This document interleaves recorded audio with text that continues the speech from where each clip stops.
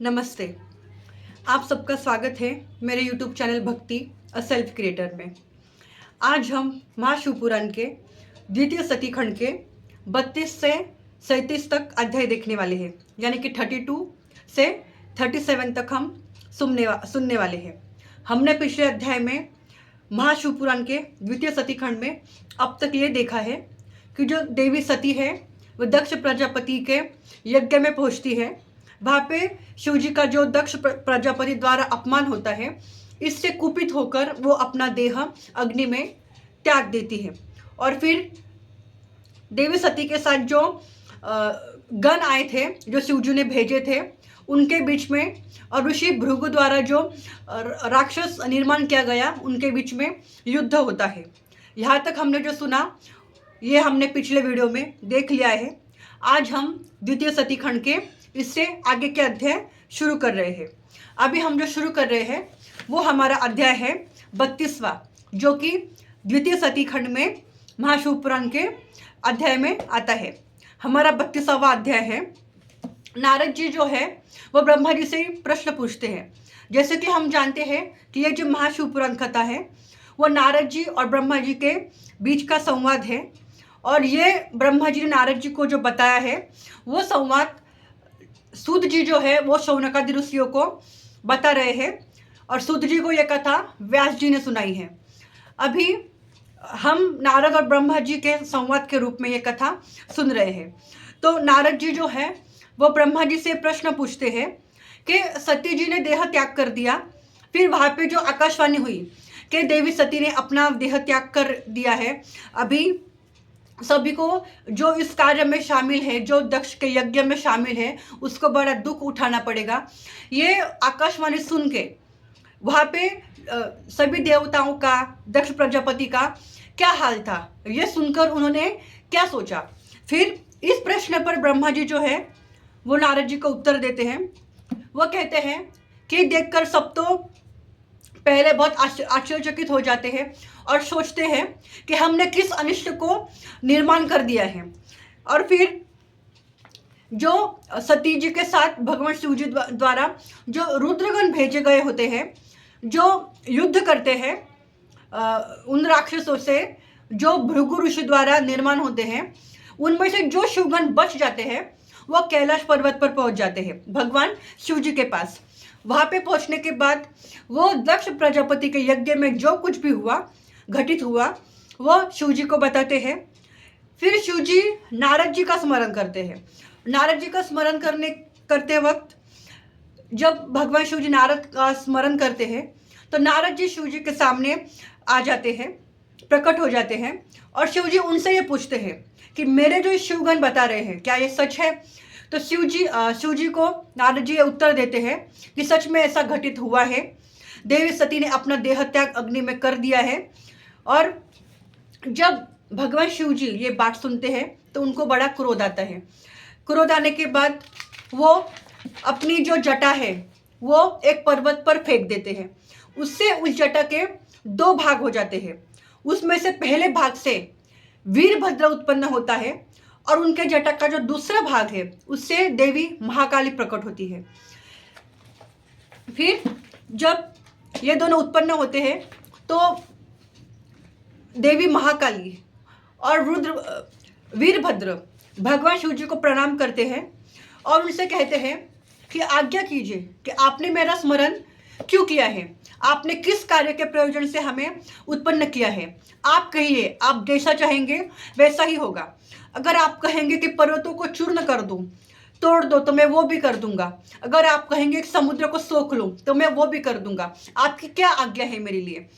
तब भगवान शिव जी जो है वो वीरभद्र से कहते हैं कि दक्ष प्रजापति यज्ञ कर रहा है जो कि मेरा विरोधक है। उसने मुझे उस यज्ञ में नहीं बुलाया है, पर उससे मुझे कोई भी दुख नहीं था। पर फिर भी देवी सती उस यज्ञ में पहुंची और उन्होंने वहाँ पे अपना देह त्याग कर दिया है। इसलिए तुम वहाँ पे जाओ और उसका यज्ञ का पूरा विध्वंस कर दो, उसका यज्ञ सफल ना हो पाए। और जिन्होंने जब वहाँ पे वो यज्ञ चल रहा था तो दधीचि ऋषि वहाँ पे पहुंचे थे। उन्होंने सभी देवताओं को, ऋषियों को कहा था कि यहाँ पे महादेव उपस्थित नहीं है तो हमें इस यज्ञ में शामिल नहीं होना चाहिए। पर जिन्होंने उनकी ये बात नहीं सुनी उनको भी तुम उस यज्ञ में तिलांजलि देकर आओ। ऐसी आज्ञा शिव जी वीरभद्र और देवी महाकाली को देते हैं। यहाँ तक हमने जो सुना वो है द्वितीय सती खंड का 32वां अध्याय। अभी हम शुरू कर रहे हैं द्वितीय सती खंड का 33वां अध्याय। इस अध्याय में वर्णन आता है, ब्रह्मा जी नारद जी को कहते हैं कि शिव जी को प्रणाम कर कर वीरभद्र वहां से यज्ञ विध्वंस करने के लिए चल पड़ते हैं। जब वो वहां से निकलते हैं तो उनके साथ बहुत सारे अन्य गण भी चल पड़ते हैं। उसमें हजारों शिव जी के पार्षद होते हैं जो कि भगवान शिव जी की तरह ही दिखने में होते हैं, जो शिव जी के रुद्र स्वरूप ही होते हैं। फिर ब्रह्मा जी नारद जी को ये कहते हैं, जब वीरभद्र दक्ष प्रजापति का यज्ञ विध्वंस करने चल पड़ता है तब वो ऐसे रथ में शामिल होता है जिसका 400 हाथ लंबा, वो 400 हाथ लंबा रथ होता है जिसको हजारों सिंह हाँक रहे होते हैं और उसकी रक्षा के लिए हाथी अन्य वन्य जीव भी होते हैं। और जब वीरभद्र उस रथ पर चढ़ते हैं तो कल्प वृक्ष बहुत सारे फूल उन पे बरसाते हैं, उनको शुभ शकुन देते हैं। वो जो कार्य करने के लिए जा रहे हैं वो सफल होने के लिए उनको, उनके साथ जो देवी रूप है, काली, कात्यायनी, महेशानी, चामुंडा, मुंडमर्दिनी, भद्रकाली, भद्रा, बलि और वैष्णवी, यह 9 दुर्गा भी वीरभद्र के साथ चल पड़ती है अपनी अपनी सेना लिए। जिन उनमें से तो कुछ गणों का वर्णन भी हम नहीं कर सकते हैं, फिर भी यहाँ पे उन्होंने कुछ गणों के नाम यहाँ पे वर्णन किए हैं, जिसमें आता है भृंगी, कीट, अश्नि और मालक। 64,000 करोड़ की इनकी संख्या होती है और वो वीरभद्र के साथ यज्ञ भंग करने के लिए, विध्वंस करने के लिए दक्ष प्रजापति के यहाँ पे चढ़ पड़ते हैं। हमने अब तक जो सुना वो है 33वां अध्याय। अभी हम द्वितीय सती खंड के 34वां अध्याय देखेंगे। इस अध्याय में वर्णन आता है कि ब्रह्मा जी नारद जी को यह कथा सुना रहे हैं। फिर ब्रह्मा जी कहते हैं कि वहां पे जब दक्ष यज्ञ कर रहा था जो कि टूट ही चुका था, वहां पे दक्ष को बहुत सारे अपशगुन महसूस हुए। वहां पे उसकी दाई आंख फड़कने लगी, सारी दिशाएं मलिन हो गई। बहुत सारे जो गिद्ध थे वो दक्ष प्रजापति के सिर पे नाचने लगे। उस जगह पे जहाँ पे यज्ञ चल रहा था दक्ष प्रजापति को बहुत सारे अपशगुन दिखाई पड़ गए। फिर जो वहाँ पे वैकुंठवासी थे, जो देवता थे, ऋषि थे, वो भय से उनके सबके मन में भय उत्पन्न होने लग गया। और उसी क्षण वहाँ पे एक और आकाशवाणी हुई जिसमें ऐसा सुनाई दिया कि हे दक्ष, तेरा धिक्कार है, तू बड़ा पापी और मूर्ख है।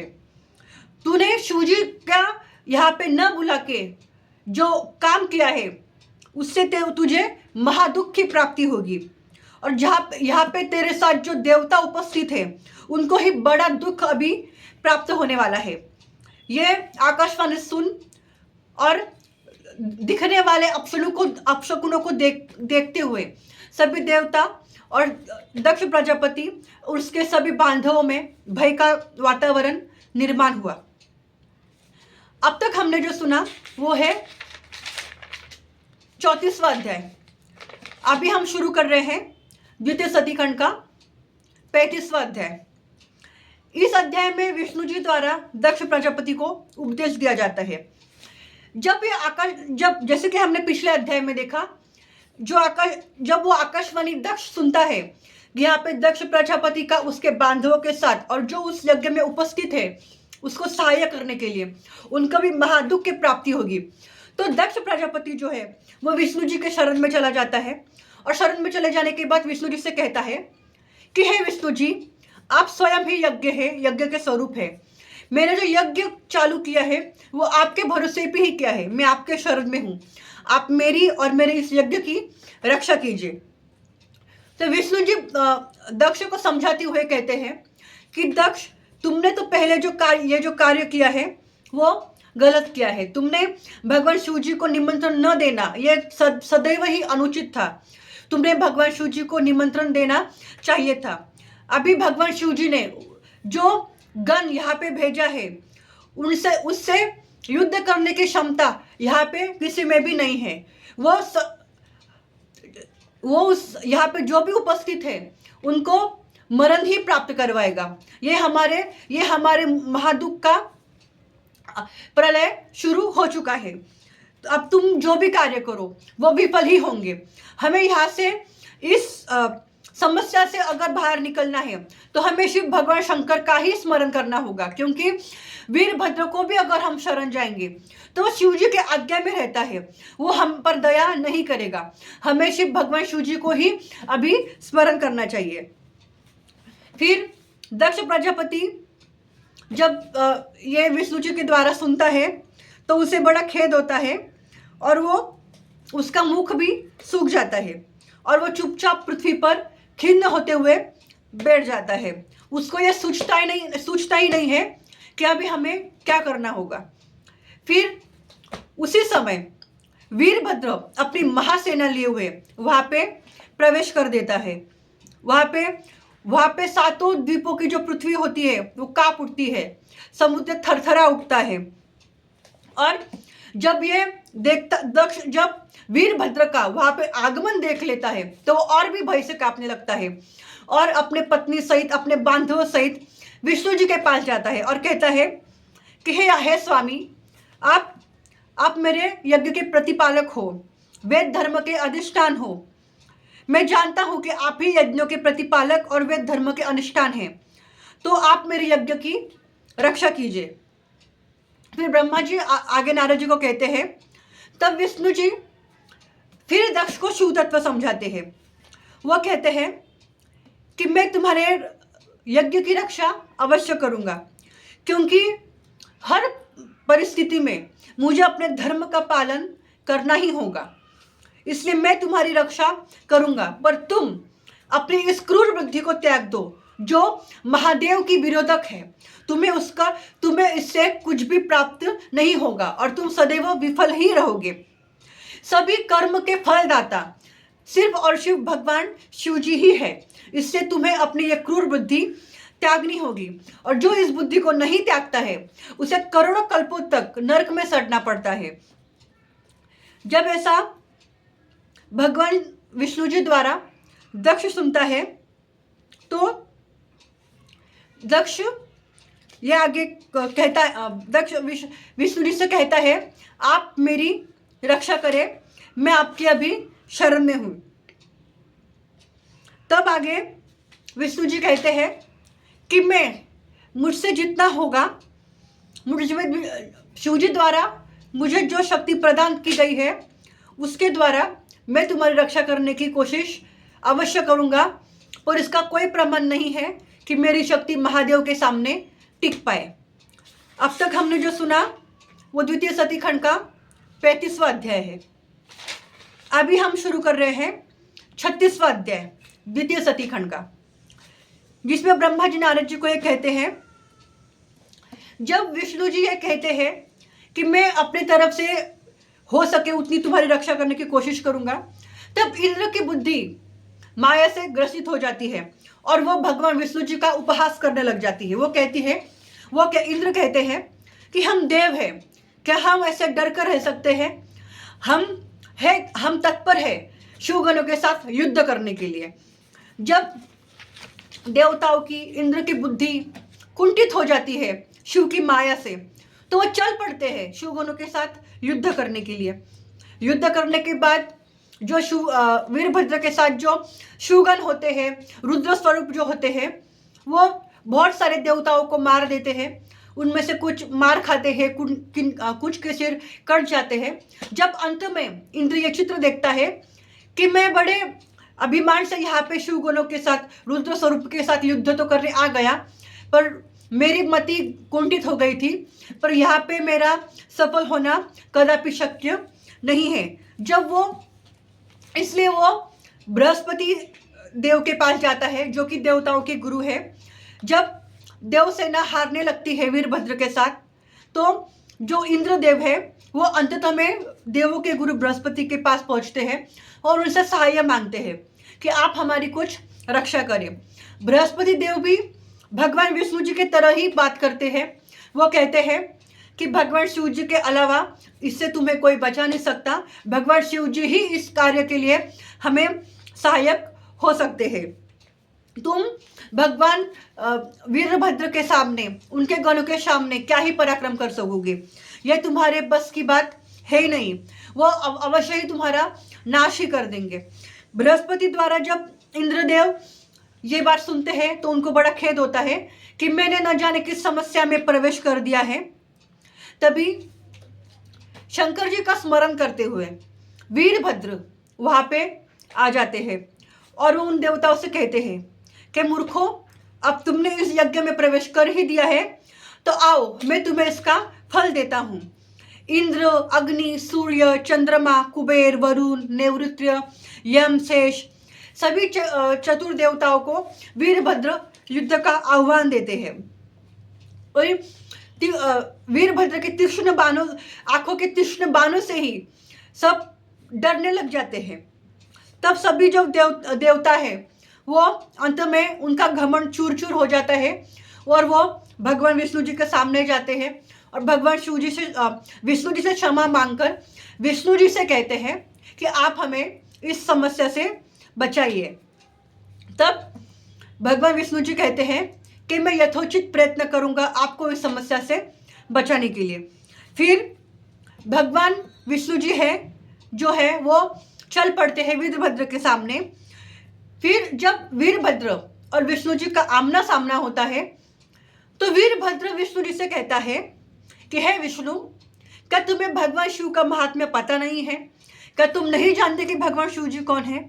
फिर भी तुम उनके विरोध में खड़े होने वाले लोगों के, देवताओं के सहायक बन रहे हो?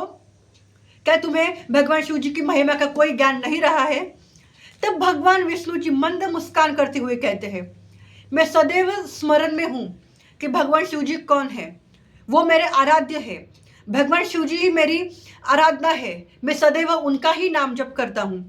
पर ये जो यज्ञ है मुझे उनका दक्ष प्रजापति को सहायक करना होगा, क्योंकि जैसे भगवान शिव जी, महादेव जी अपने भक्त के वश में रहते हैं, वैसे ही मैं भी विष्णु भगवान अपने भक्तों के वश में रहता हूँ। और यह जो दक्ष प्रजापति है वो मेरा भक्त है। भले उसने कार्य अनुचित किया है, पर जैसे महादेव अपने भक्तों के वश में रहते हैं, मुझे भी अपने भक्तों के वश में रहना पड़ता है। इसलिए मुझे दक्ष प्रजापति को सहाय अपनी ओर से करना होगा। जब वीरभद्र ये बात सुनते हैं विष्णु जी की, तो उन्हें मन में बड़ा आनंद होता है कि चलो विष्णु जी, कम से कम विष्णु जी जो है वो शिव के विरोधक नहीं है, वो सिर्फ अपना कर्तव्य निभाने के लिए प्रजापति दक्ष की ओर से उपस्थित हो गए हैं और उनके मन में भगवान शिव के लिए प्रेम, आदर, सम्मान और उनके प्रति प्रीति भी है। फिर भी अपना कर्तव्य निभाने के लिए वीरभद्र और विष्णु जी जो है अपना युद्ध करने के लिए शुरुआत कर देते हैं। अब तक हमने जो सुना वो द्वितीय सतीखंड का 36वां अध्याय है। अभी हम शुरू कर रहे हैं 37वां अध्याय।